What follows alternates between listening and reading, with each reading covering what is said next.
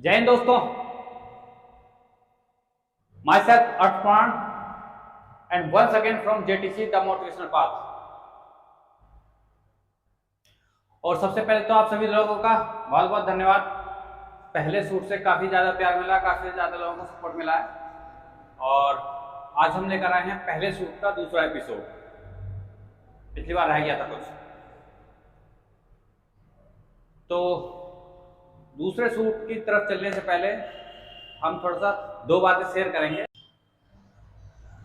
Actual में क्या है, एक शब्द है जो अक्सर हमें बहुत सुनने को मिलता है, टारगेट। काफी लोग टारगेट सुन के एकदम से घबरा जाते हैं और काफी लोगों को ये वर्ड बहुत अच्छा लगता है। ऐसे ही टारगेट शब्द को लेकर मेरे फ्रेंड मेरे पास में आया। Actually he is working in a company और वो मेरे को बोला कि यार कोई जॉब हो तो बताना, थोड़ा परेशान चल रहा हूँ। तो मैंने उसको पूछा मतलब किस तरीके की परेशानी है, कोई फैमिली प्रॉब्लम है या फाइनेंशियली प्रॉब्लम है, कैसे? तो बोला कुछ नहीं यार, एक तो बॉस बहुत परेशान करता है, दूसरा ऊपर से हर महीने नया टारगेट दे देता है, तो कुछ समझ में नहीं आता। तो मैं उसको बोला मैं कि यार उसका काम है देना, तुम्हारा काम करना। वो तो बोला वो तो बात ठीक है, लेकिन हर महीने नया टारगेट दे देता है, परेशान करता है, नहीं होता है तो बिहेवियर उसका चेंज हो जाता है, इधर उधर की सुनाता है। तो मैं उसको दो बात बोला कि यार देख, सबसे पहली बात तो ये है कि बॉस कभी टारगेट नहीं देते हैं। मेरी बात सुनकर चौंक गया एकदम। बोला टारगेट नहीं देते हैं यार, टारगेट तो देते हैं, हर महीने टारगेट मिलता है मेरे को, सभी को टारगेट मिलता है, मैं अकेला थोड़ा ही हूँ। मैं कहा ठीक है यार, सभी को मिलता है, तुझे ही मिलता है। Actually boss has whatever given to, it is not a target, it is only work. Boss कभी भी हमें देते हैं जो वो टारगेट नहीं होता है, वो वर्क होता है जो हमारा मंथली होता है। Always target are decided by us, not by boss.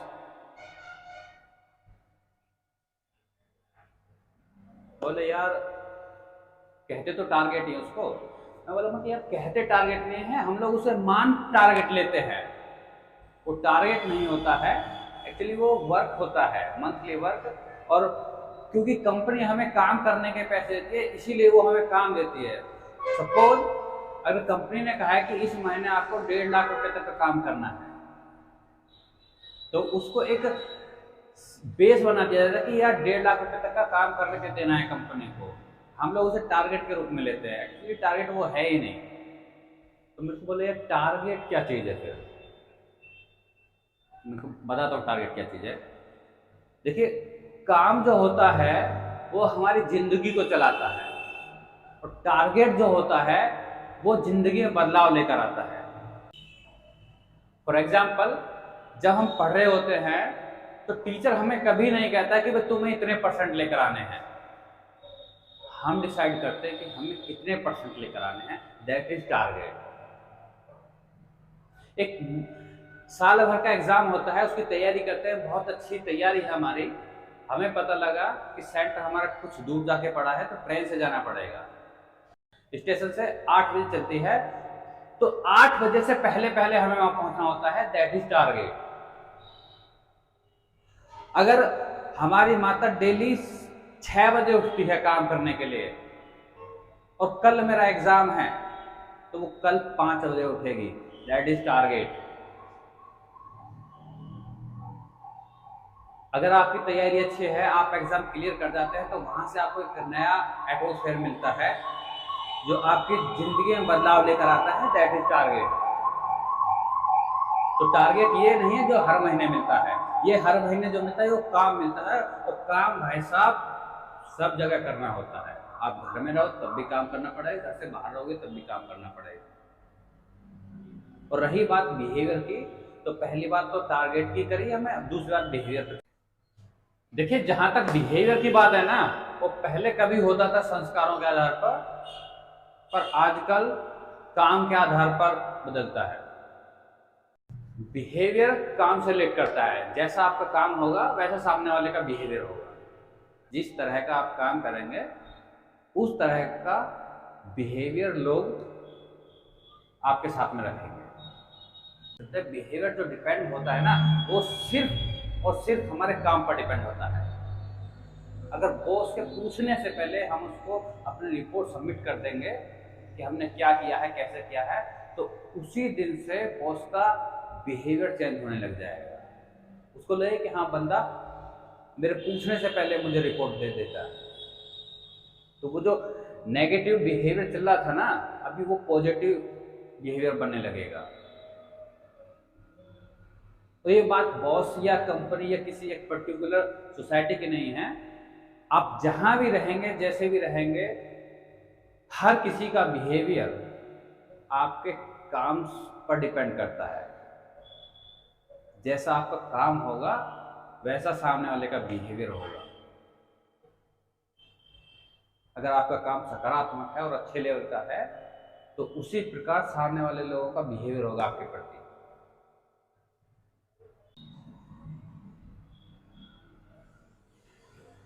तो बेहतर है अपने काम को सुधारें, बिहेवियर अपने आप सुधर जाएगा।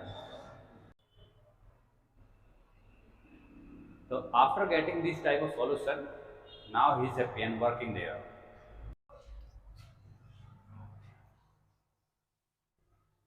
तो पहले पार्ट में जब गंगा ने नेताजी के सामने अपने कुछ शब्द रखे थे, तो उसके बाद नेताजी बोले, गंगा तुम्हारी सारी बातें सही हैं, लेकिन हमें तुम एक बात बताओ, अगर हम सीमा पर चले जाएं लड़ाई करने तो कोई ना कोई तो कुर्सी संभालेगा ही, किसी ना किसी को तो कुर्सी संभालनी पड़ेगी।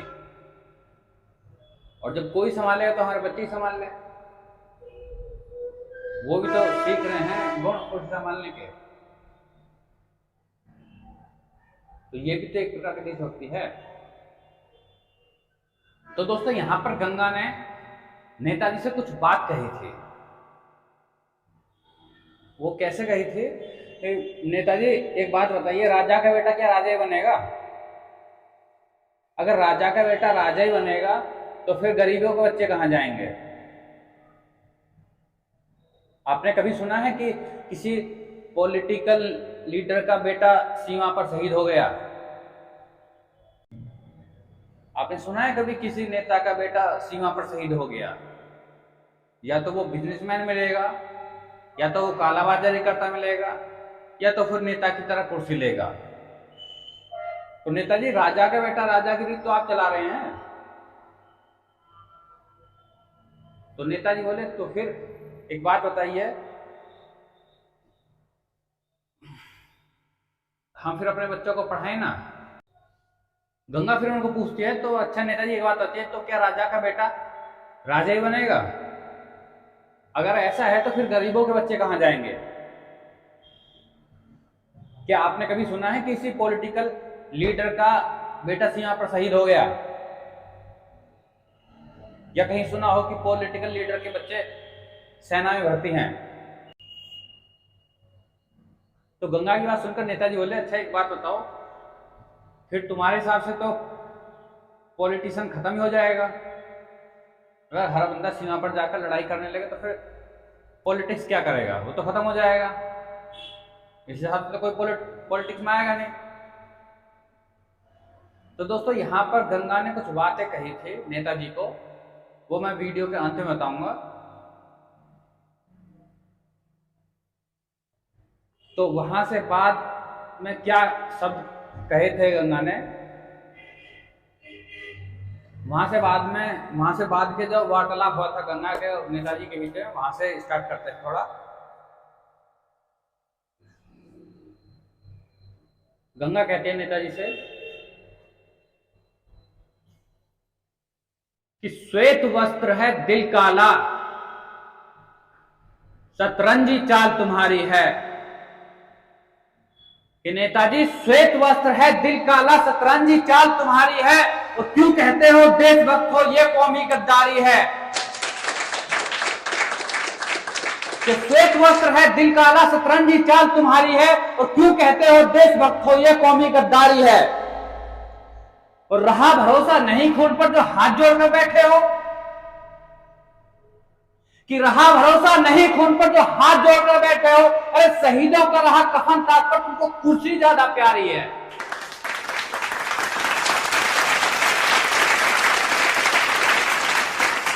लहू जिगर का सींच के हमने पुत्र देश का पाला है।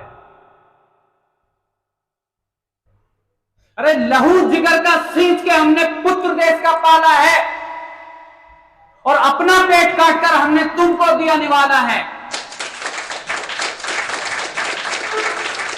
नेताजी, हम अपने बच्चों को पढ़ा लिखा के कुछ भी बना सकते थे,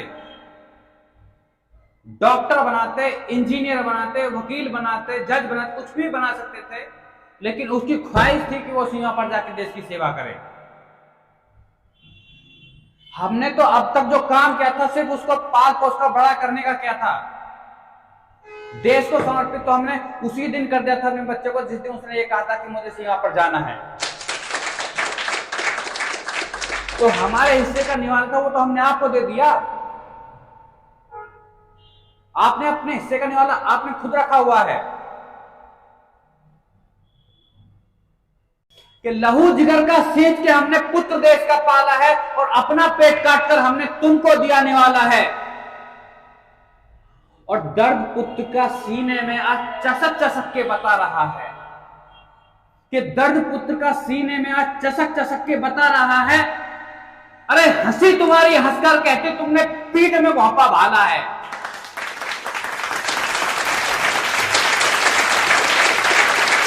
नेताजी, उनके सीने में दिल नहीं है, लेकिन आप दिल में छेद कराते हो। अरे नेताजी, हमारे भारतीय जवान सीमा पर खड़े रहते हैं, भूखे प्यासे, परिवार से दूर रहते हैं, लेकिन फिर भी आतंकवादी अंदर आ जाते हैं देश में। क्यों? वो आप जैसे लोगों की वजह से। आप सहारा देते हो उनको अंदर आने का। अरे उनके सीने में दिल नहीं, तुम दिल में छेद कराते हो, और पड़ा रख सीमा पर कहता तुम सैनिक मरवाते हो। क्या उनके सीने में दिल नहीं, तुम दिल में छेद कराते हो, और पड़ा रख सीमा पर कहता तुम सैनिक मरवाते हो। अरे गिरगिट वाली चाल तुम्हारी कोई समझ नहीं पाता है, कि गिरगिट वाली चाल तुम्हारी कोई समझ नहीं पाता है, और भूख तुम्हारी इतनी बढ़ गई तुम उठाई गिरी की खाते हो। बात करते हैं देशभक्ति की। राजा का बेटा राजा बनेगा, कुर्सी खुद संभालेंगे। जब वोट मांगने आते हैं, जब तो बड़े हाथ जोड़कर लंबे चौड़े वादे करते हैं, हमारा ध्यान रखना, ये कर देंगे, वो कर देंगे, वो कर देंगे। जैसे ही राजा बनते हैं सब कुछ भूल जाते हैं। जब वोटिंग टाइम होता है तब जिस गली में नहीं भी जाना होता वहां भी जाते हैं, लेकिन जैसे ही कुर्सी हाथ में आ जाती है वैसे सब खुद। अरे वो दिन भूल गए जिस दिन आप हाथ जोड़कर आए थे गलियों में, वादे किए थे ये कर देंगे, सड़क बनवा देंगे, गली बनवा देंगे।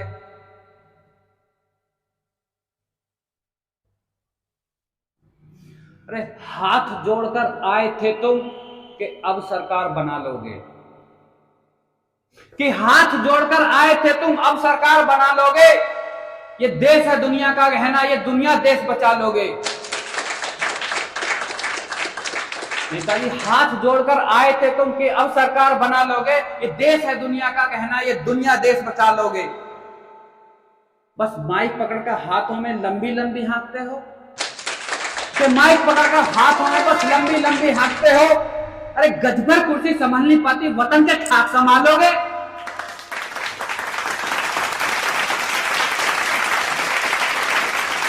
तो दोस्तों, ये वार्तालाप चल ही रहा था गंगा और नेताजी के बीच में। इतने में वहां पर कुछ और अधिकारी लोग, कुछ और नेता लोग इकट्ठे हो गए, और सब लोग इनका वार्तालाप सुनने लगे। तो लास्ट में गंगा कहती है, सारा वार्तालाप करने का लास्ट में गंगा कहती है, अगर खेद जताते हो अपने मन का तो यहां से सीधे घर जाना। नेताजी, अगर खेद जताते हो अपने मन का तो यहां से सीधे घर जाना, या तो बेटा भेजो अपना भी सीमा पर, या फिर कफन देखकर डर जाना। गंगा का मतलब था दोस्तों, कफन देखकर डर जाने से मतलब सफेद कपड़े नहीं पहनना है, राजनीति छोड़ दो, या तो फिर बेटा भेजो अपना भी सीमा पर, लड़ाई करे वो भी, सेवा करे देश की वहां पर।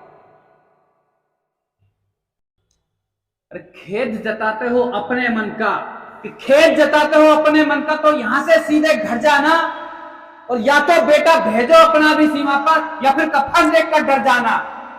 और भाषणबाजी बहुत देख ली, कि भाषणबाजी बहुत देख ली, अब करने की बारी है, कि भाषणबाजी बहुत देख ली, अब दम दिखाने की बारी है, या तो खाल खींच लो उनकी, या फिर खून देखकर मर जाना।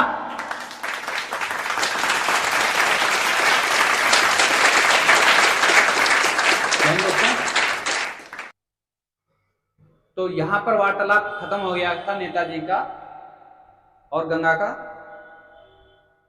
तो वो जो कुछ बातें हुई थी नेताजी के गंगा के बीच में, जो मैं बोला था कि लास्ट में बताऊं वीडियो के, वो कुछ ऐसे हुई थी।